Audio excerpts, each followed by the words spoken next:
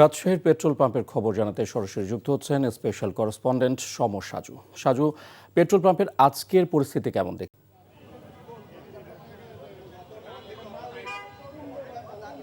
ইফতেখার, আমি এই মুহূর্তে রয়েছি রাজশাহী নগরীর কুমারপাড়া এলাকার গুলগোপুর পেট্রোলিয়াম নামের একটি পেট্রোল পাম্পে। আমি এখানে দেখেছি যে সকাল থেকে এই পেট্রোল পাম্পের দুই ধারে যদি আমি বলি প্রায় 1 কিলোমিটার লম্বা লাইন দাঁড়িয়েছে। বিশেষ করে মোটরসাইকেলের আমরা সারিবদ্ধভাবে দাঁড়িয়ে থাকতে দেখছি।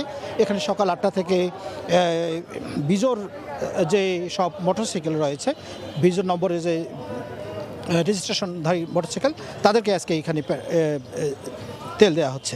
তো এখানকার ম্যানেজারের সঙ্গে আমি কথা বলছি, তারা বলছে যে আজকে তারা 4,500 লিটার অকটেন এবং 4,500 লিটার ডিজেল তারা বিতরণ করবে। আমরা এখানে এসে দেখেছি যে লম্বা যে মোটরসাইকেলের সারি, সেই সারিবদ্ধভাবে যে মোটরসাইকেল দাঁড়িয়ে রয়েছে যারা তেল নেওয়ার জন্য, তাদের অনেকের মধ্যে মিথ্যা পরিচয় দিয়ে এখানে তেল নেওয়ার একটা প্রবণতা আমরা লক্ষ্য করছি। এখানে ভ্রাম্যমাণ আদালতও রয়েছে, ম্যাজিস্ট্রেটের নেতৃত্বে পুলিশ রয়েছে। তো এখানে কিছুক্ষণ আগে একজন মিথ্যা পরিচয়, ম্যাজিস্ট্রেট পরিচয় দিয়ে তেল নিতে এসে এখন ভ্রাম্যমাণ ম্যাজিস্ট্রেট যিনি রয়েছে তার হাতে ধরা পড়েছে।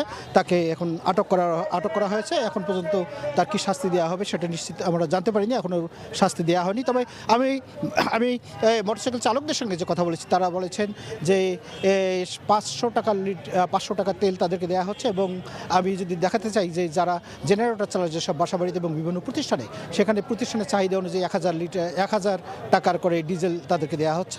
আর যারা মোটরসাইকেল চালক, তাদের বিশেষ করে যারা বিভিন্ন কোম্পানিতে মার্কেটিংয়ের কাজ করে, তারা বলছে যে তারা এই যে ঘন্টা পর ঘন্টা দাঁড়িয়ে মোটরসাইকেল তেল নিতে হচ্ছে, এ কারণে তাদের কর্মঘণ্টা নষ্ট হচ্ছে এবং তাদের যে প্রতিদিনের যে কাজ, সেই কাজে ব্যাঘাত ঘটছে। এবং তারা এই জন্য দাবি করেছে রাজশাহী নগরী এবং জেলার যেসব পেট্রোল পাম্প রয়েছে, সেসব পেট্রোল পাম্পের জন্য একই দিনে একসাথে তেল দেওয়া হয়, তাহলে এই মোটরসাইকেলের যে দীর্ঘ সারি, সেই সারিগুলো আর তখন থাকবে না। ইফতেখার, জানছিলাম জ্বালানি সংকটের খবর।